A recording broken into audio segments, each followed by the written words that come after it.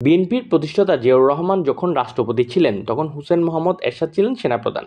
এরশাদ ছিলেন জিয়াউর রহমানের খুবই স্নেহভাজন, কিন্তু চট্টগ্রাম সার্কিট হাউসে জিয়া মারা গেলে এরশাদের সাময়িক গতিতে নরণচরণ ছিল অনেকটাই লোক দেখানো। কিছুদিন পর রাষ্ট্রপ্রধানের দায়িত্ব নেন এরশাদ। জিয়াউর রহমানের মৃত্যুতে এরশাদের ভূমিকা ছিল রহস্যময়। 1990 সালে এরশাদের গদি যখন টালমাটাল, তখন সেই সময়ে সেনাপ্রধান জেনারেল নুরউদ্দিন এরশাদকে সাপোর্ট করতে অস্বীকৃতি জানান, যার ফলস্বরূপ এরশাদকে ক্ষমতা ছাড়তে হয়।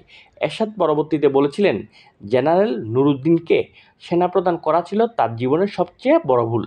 2001 থেকে 2006 পর্যন্ত বিএনপির নেতৃত্বাধীন 4 দলীয় জোট সরকারের সময় সিনিয়রিটি লঙ্ঘন করে কয়েকজনকে ডিঙ্গিয়ে সেনাপ্রধান করা হয় মইনুল আহমেদকে।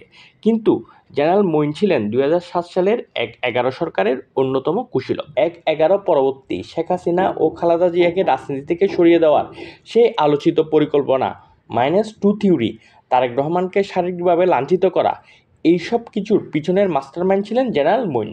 আব্দুল মান্নান ভূঁইয়া ছিলেন বিএনপির মহাসচিব এবং খালেদা জিয়া ও তারেক জিয়ার খুবই ঘনিষ্ঠ। কিন্তু 1/11 পরবর্তী সময়ে মান্নান ভূঁইয়া ছিলেন বিএনপির সংস্কারপন্থী গ্রুপের মূল চালিকা শক্তি।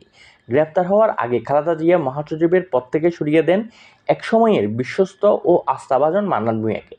আওয়ামী লীগে আমির হোসেন আমু, তোফায়েল আহমেদ, আব্দুর রাজ্জাকরা ছিলেন 1/11 পরবর্তী আওয়ামী লীগের সংস্কারপন্থী গ্রুপের মূল চালিকা শক্তি। 1/11 পরবর্তী সময়ে তোফায়েল আমু ও আব্দুর রাজ্জাকদের ভূমিকায় আওয়ামী লীগ দলটাই ভেঙে যাওয়ার উপক্রম হয়েছিল। সে সময় আওয়ামী লীগকে উদ্ধার করেছিলেন প্রয়াত জিল্লুর রহমান ও প্রয়াত সৈয়দ আশরাফ। অথচ ওবায়দুল কাদের গং-এর কানকথা বিশ্বাস করে শেখ হাসিনা আওয়ামী লীগের সাধারণ সম্পাদক পদ থেকে সরিয়ে দিয়েছিলেন বিউটি অফ পলিটিক্স খ্যাত সৈয়দ আশরাফকে। অনেকে মনে করেন সৈয়দ আশরাফ যদি বেঁচে থাকতেন এবং তিনি যদি আওয়ামী লীগের দায়িত্বে থাকতেন, তবে আওয়ামী লীগের এত নৈতিক অবক্ষয় হতো না। 2024-এ শেখ হাসিনা সেনা প্রদান করেছিলেন ওয়াকারুজ্জামানকে। ওয়াকার ছিলেন শেখ হাসিনার ফুফাতো বোনের জামাই।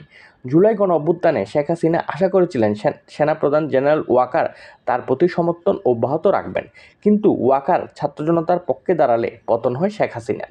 প্রিয় দর্শক, সময়ের বাকবদলে বদলে যাওয়া এরশাদ, জেনারেল নুরউদ্দিন, জেনারেল মইনুল আহমেদ, মান্নান ভূঁইয়া, আব্দুর রাজ্জাক গং, জেনারেল ওয়াকার কি হিরো নাকি ভিলেন? হিরো হলে এদের মধ্যে কাকে আপনি সবচেয়ে বড় হিরো বলে মনে করেন?